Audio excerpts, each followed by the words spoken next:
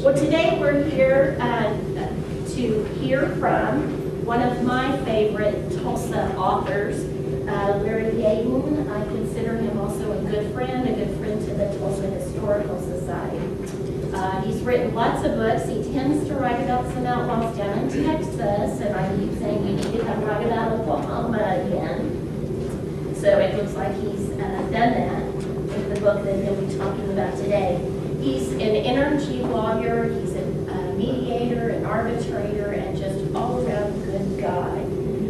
His most recent books are Outlaws with Badges and One Murder Too Many. That's what we're going to hear about today. And so with that, I'm welcome Larry Yadon.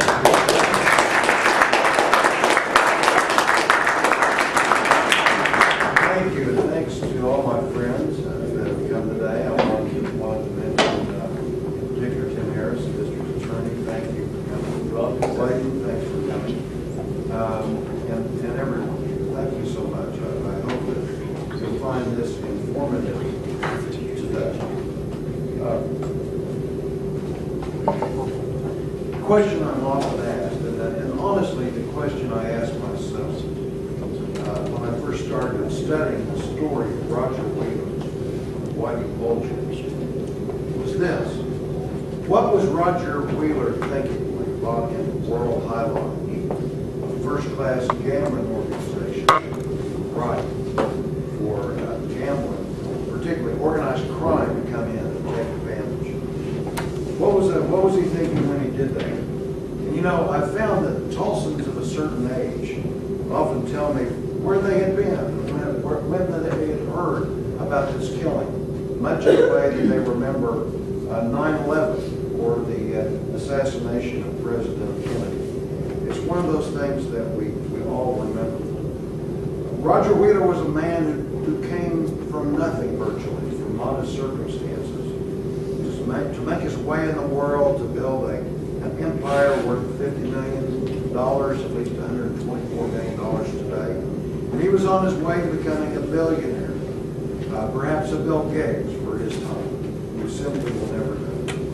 He grew up only 15 minutes away from Whitey Bulger in similar circumstances. He became the first individual to lead a corporation in a successful effort against a monopoly of its time, IBM Corporation. He successfully did that. He was assassinated, of course, on May 27, 1981. In my view, as far as I've been able to determine, if you set aside romantic conflict, he's the only Fortune 500 executive that I know of that's been assassinated that we know about. And if you think about it in terms of his prominence in business, it's probably one of the most significant assassinations in American history when you set aside major religious and political figures. And in fact, let's pause for a minute. I'm sorry. No problem at all, Jay, no problem. And in fact, Jay, I want to thank you for your work on this book. Jay helped me with the genealogy of the Wheeler family. And thank you for your... Yeah, well, it's all right, but thank you very much for your help. What I want to mention was that when you set aside Osama bin Laden, the Lindbergh kidnapping, and the hunt for John Wilkes Booth, the hunt for Whitey Bulger was, I think, in a sense, probably one of the most serious and significant manhunts in American history. And this was a guy that, like as we mentioned about Roger Wheeler, Whitey Bulger was a man of significance. There's no admiration of this man. There's no pride in this man. There's nothing good to be said about this man. But if we look at it from 10,000 feet and look at him as a historical figure, not someone to admire, he's probably one of the most significant organized crime figures in American history, if not the most significant crime figure in American history. When we compare him to someone like Al Capone, Al Capone is the one that we hear the most about, and he was significant. But Whitey Bulger had a career that was almost 3 times as long as Al Capone's. He better financially than Al Capone when you look at it. And sadly, the people that were in his way, that were assassinated or killed, he basically killed 3 times as many as Al Capone, directly or indirectly, had killed. So I think when we look at all those factors, he was a significant figure without expressing any admiration whatsoever for this detestable man. He's somebody that we have to take into account when we look at American history. And I'm going to do 2 quick readings today to give you a flavor of this man, Whitey Bulger, and then I'll end with something about the Southern Hills murder. I've been arrested. Gasco croaked over the cell phone as the FBI agents watched his every move. Seconds earlier, a neighbor had scolded the officers for the way they surprised and roughed up the old man. He was in the basement of his seedy Santa Monica apartment complex. She noticed, that is the neighbor, that Gasco seemed ashamed as he looked down at the grimy floor. Soon, Gasco's wife, Carol, would also be sporting silver bracelets on both wrists. When Osama bin Laden was killed in May 2011, bald, bearded, 80-something Charles Gasco knew that he was in trouble. With bin Laden gone, Gasco became the most hunted man on America's fugitive list. Thanks, he thought, to those rich cake eaters back in Tulsa. It wasn't much of a life anyway, if one of the Gasco neighbors could be believed. He couldn't even lift a laundry basket or keep up with Carol on the Santa Monica boardwalk nearby. Charles and Carol lived like lower middle class pensioners, getting by on next to nothing, trapped in 4 small rooms with bare, bashed-in walls, which hadn't been painted in years. They walked around on dirty gray carpet installed in the 80s. At least the price was right, thanks to rent control. The Gascos had paid only $900 a month, a bargain in pricey Santa Monica. The place was dark most of the time, thanks to the black curtains covering the windows facing a nearby luxury hotel. But unlike most pensioners, Charles and Carol Gasco had nearly $1 million in cash hidden away in their apartment at the Princess Eugenia. They came for him on June 22nd, 2011, 2 days after the FBI rolled out a $2 million reward for the old man's arrest. $100,000 was offered for Carol, almost as an afterthought. Gasco had been ratted out by Miss Iceland in 1974, a neighbor who had noticed how he had cared for an abandoned cat named Tiger. She called the authorities the day earlier from her summer home in Iceland the minute she recognized Charles and Carol on the television. After all, $2 million is a lot of money. And the tired old man who pretended to be losing a battle against Alzheimer's in Santa Monica wasn't Charles Gasco after all. The old man was from South Boston, where he'd grown up in the shadows of Yankee Babylon, gazing at pale, distant towers which marked the boundaries of an heavy Protestant ascendancy. Downtown Boston was bordered by mostly Catholic Poles, Lithuanians, Italians, and his own troublesome Irish. His real name was Bulger, which sounded vaguely German or Polish, but was really Gaelic. It meant yellow belly, and back in South Boston, they called him Whitey.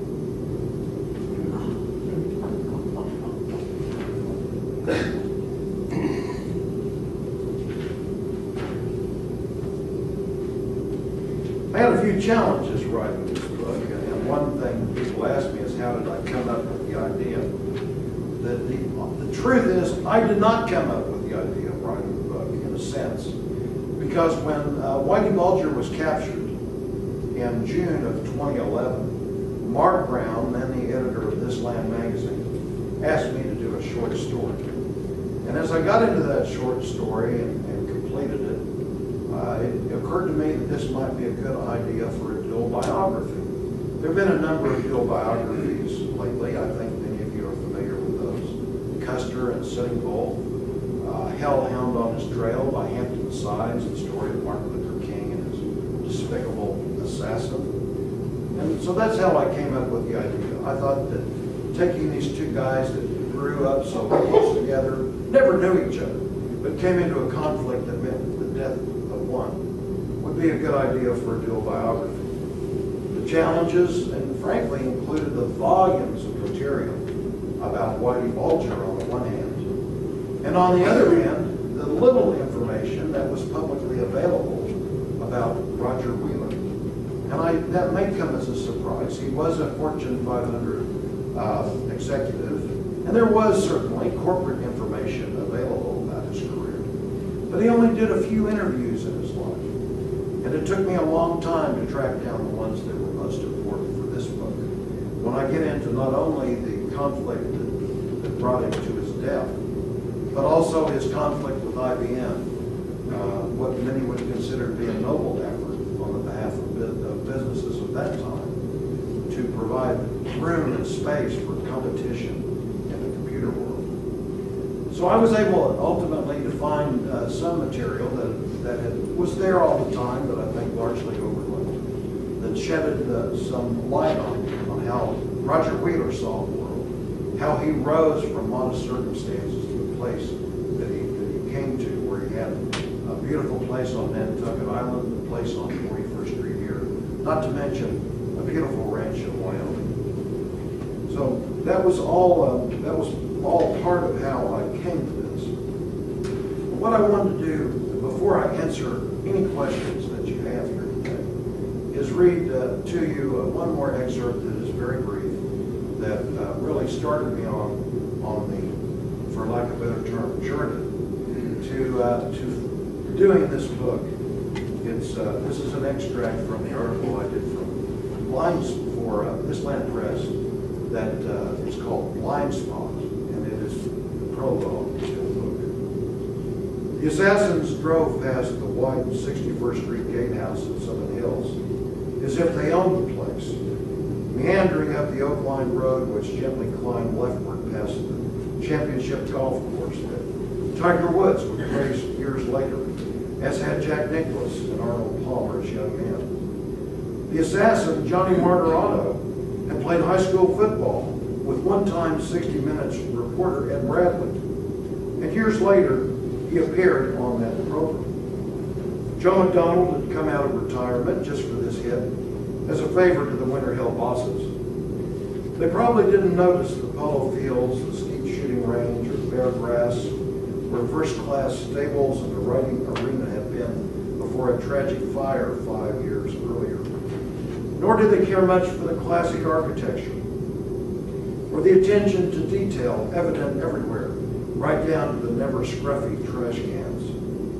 The assassins were far too preoccupied with the assignment to appreciate the tidy gardens or the children at the pool basking in the sunlit spring afternoon. Martirano had killed at least 18 people by then, many of them with a quick pistol shot to the back of the head, in cars, trucks, bars, and alleys, often in the company of the victims' friends.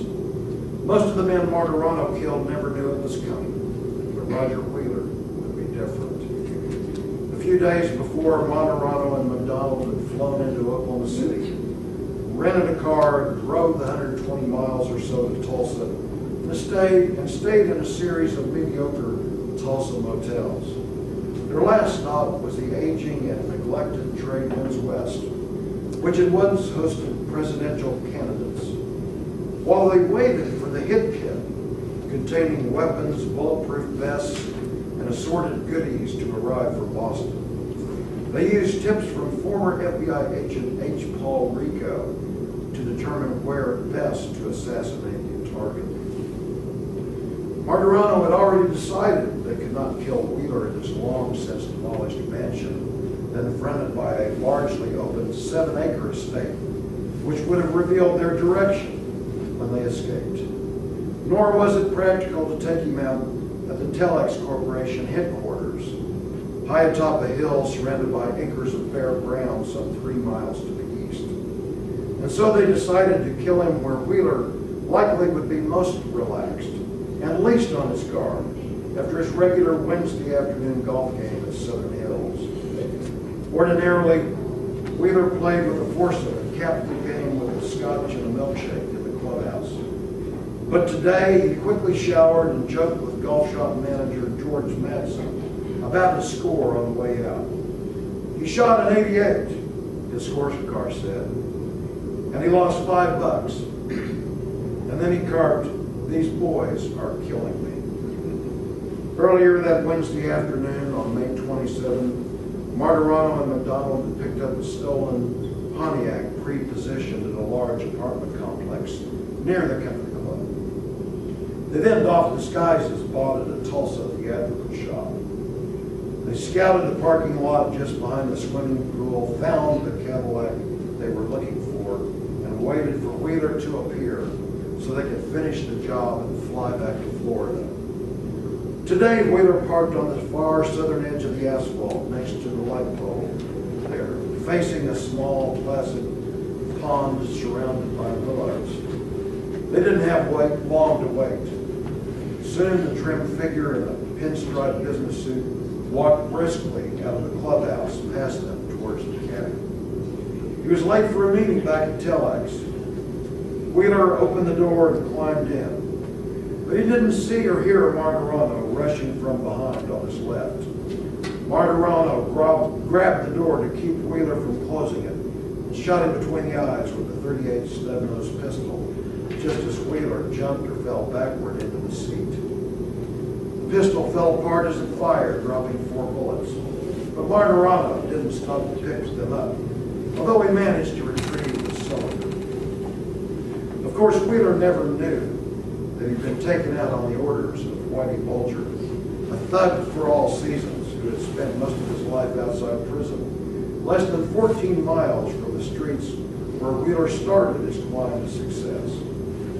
Wheeler braved through those last moments of consciousness surrounded by curious kids in swimming suits, his head leaning against a little gym bag.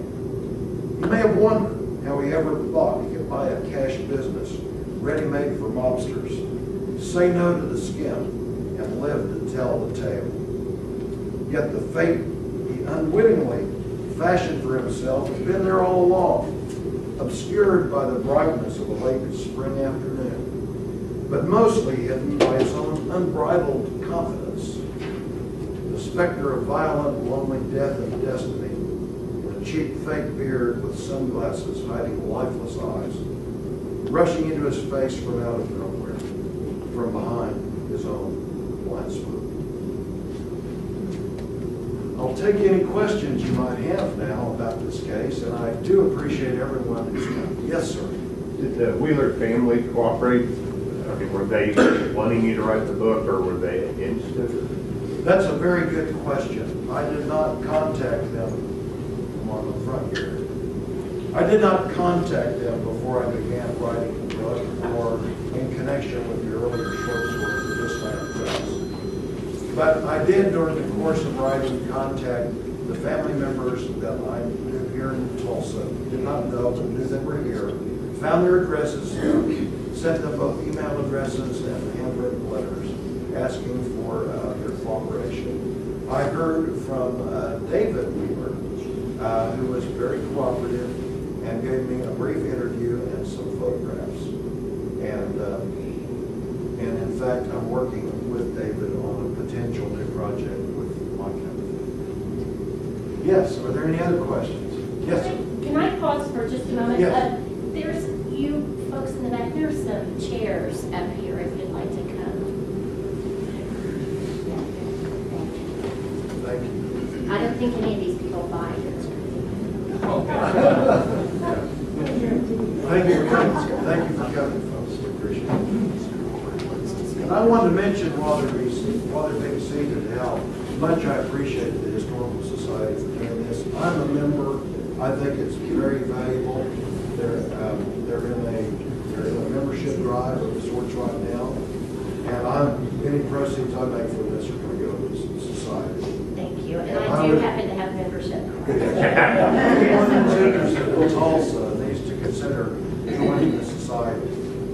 And on that subject, I'd like to recognize Wayne Fong, the first executive director. Thank you for what you did to make this place better.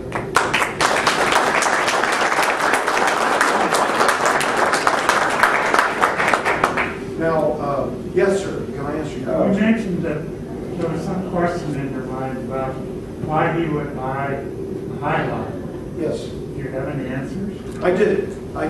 And it's probably simplistic for me to put it this way. But he had some inkling that there was organized crime, certainly that was involved in gambling. They always seemed to be one way or another. But he believed that he had an edge. He saw and was told that FBI agents who had retired were now involved in World Highline. And in particular, H. Paul Rico, who had gained some notoriety in fighting against the Sicilian Mafia, was the vice president of security at World Highline. That and at least 6 other FBI agents associated with World Highline, and the representation to him that the FBI, if you will, their presence in this as retired agents and with their connections with the current FBI staff, assured him that the mafia would be kept at bay. Obviously, that did not turn out to be the case, and in fact, H. Paul Rico was accused of murder and was here in Tulsa at the time of his death, waiting to go through the early procedures for his own murder trial. And we have Tim Harris here today. Thank you, Tim, for coming. You're welcome. We might provide more detail, but that is the basic story as I understood it. He thought and told, and these are my words, not David's, but as I understand it, he thought he had that under control. He was aware of the general danger, but thought that he had some margin of safety with the presence of the very FBI agent who betrayed, retired FBI agent, I must say. Yes, sir. Was his one murder to be the original title? I'm sorry, sir. Or did you change it, or the publisher changed it? That was my idea, and I used that title because it was the Wheeler murder, the murder of Roger Wheeler, that made the difference for Whitey Bulger, that took him from being someone that was on the streets but had to flee in 1995 at the Christmas Eve. The murder of Roger Wheeler was what made that difference, because the family was behind the effort to try to bring him to justice. And he said himself, when this all developed, yes, and you'll learn in the book that when this was brought to him, and I don't mean to over dramatize this, but what I'd say is that the proposition to kill Roger Wheeler was brought to him in a way that a chief operating officer or chief executive officer might hear a proposal from middle management. And so a social affiliate of the Winter Hill Gang in Boston, named Johnny Callahan, who was a CPA with Arthur Anderson and been associated with First National Bank and had been the president of World Highline for a while, wanted to muscle in, presumably with H. Paul Rico, though that remains to be seen. Wanted to muscle his way in, made offers, supposedly, to Roger Wheeler, and when he could not get what he wanted in terms of buying the business for roughly $15 million after Wheeler had just put 50 in it, counting loans, he went to Whitey Bulger up in Boston, and Whitey's partner, Stephen Fleming, met him at an Irish bar there, and with IRA songs blaring in the background, made his pitch. And the first time he made the pitch, Bulger said, no, number one, who are you to presume to bring this proposal to us? And number two, this man is a civilian, he's not part of our world, and number three, if we were to do this deal, he would never go away, and we're all going to go to jail. And that's, and in fact, as we all know, Whitey Bulger predicted his own fate. Eventually, they convinced him that because of their FBI connections through H. Paul Rico, there would be sufficient margin between individuals, between Whitey Bulger and Roger Wheeler, that it would never be traced back to him in sufficient depth to pursue him. And obviously, he was wrong. Other questions? Yes, sir. How did the corruption in the Boston office of the the FBI, speaking specifically of Agent John Conley, Yes. extend Whitey Bulger's freedom? It was very, very significant. I would not be prepared to get in complete detail about it, but it extended his life on the run. The most significant and brief thing I can say about it is that it was Johnny Conley who went to the Winter Hill Gang and informed them at Christmas Eve in December of 1994 that he was that there were indictments about to come in that he would be nabbed for. They were unrelated to the Wheelers case. They were related to his regular course of business, which was extortion. But it would have put him in the clutches of law enforcement and set him up for prosecution of the other charges. So that is the best brief example of the role John Conley played in the protection of Whitey Bulger as an active member of the FBI.